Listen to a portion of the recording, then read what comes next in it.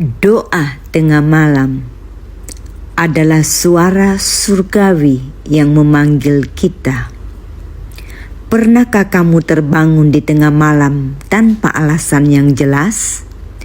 Tubuh terasa gelisah, hati seperti dipanggil, tapi kamu tidak tahu mengapa.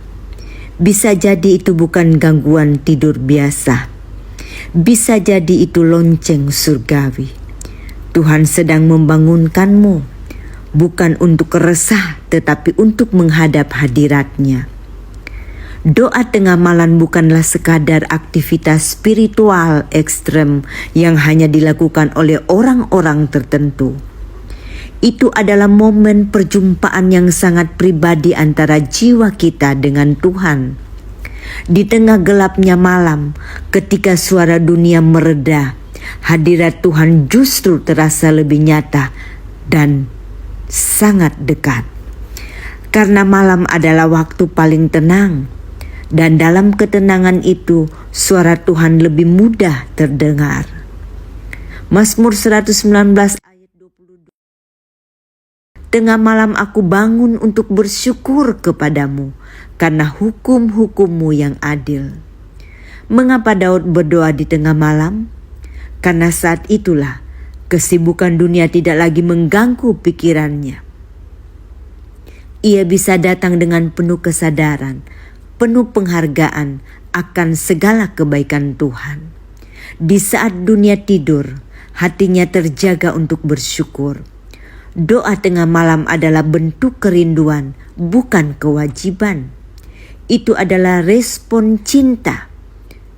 Ketika kita menanggapi bisikan Tuhan dengan berkata, "Aku datang segera, ya Tuhan.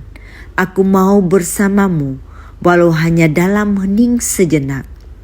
Mari kita lihat kisah-kisah dalam Alkitab. Paulus dan Silas berdoa dan bernyanyi di tengah malam dan pintu-pintu penjara terbuka. Kisah Para Rasul 16 ayat 25-26. Samuel pertama kali mendengar suara Tuhan di malam hari. 1 Samuel pasal yang ketiga.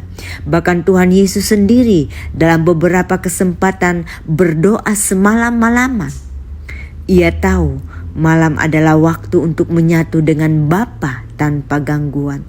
Lukas 6 ayat 12. Doa tengah malam bukan hanya tempat menangis di hadapan Tuhan, tetapi juga tempat kita mengakses dimensi rohani yang lebih dalam. Banyak orang rindu jawaban doa, tetapi tidak mau bangun di saat Tuhan memanggil. Padahal bisa jadi jawaban itu Tuhan sediakan bukan hanya di siang hari, tetapi juga di tengah malam dalam hadirat-Nya. Dalam dunia yang semakin sibuk dan bising, malam adalah kesempatan emas untuk kembali fokus kepada satu suara, yaitu suara Tuhan. Kita bisa menangis, mengaku, memuji, menyembah, bahkan diam di hadapan-Nya. Mungkin saat ini engkau sedang merasa berat, atau mungkin engkau sedang bingung akan masa depanmu. Maka saat Tuhan membangunkanmu di tengah malam, jangan kembali tidur. Itu bukan gangguan, itu panggilan. Surga sedang mengetuk pintu hatimu dan berkata, "Datanglah anakku, aku mau berbicara denganmu, aku mau memulihkanmu, aku mau menguatkanmu, aku mau memberikan engkau berkat." Dan siapa tahu dalam keheningan itu Tuhan memberi arah, menguatkan hatimu, atau bahkan membuka jalan keluar dari setiap masalah yang engkau alami. Percayalah, pada suatu saat ketika engkau terbangun tengah malam, itu adalah lonceng surgawi yang membangunkan engkau. Bukan berarti engkau tidak bisa tidur, tetapi bangunlah, siapkanlah hatimu untuk Tuhan. Tuhan rindu berbicara denganmu. Tuhan ingin mendengar isi hatimu. Tuhan ingin melihat air matamu.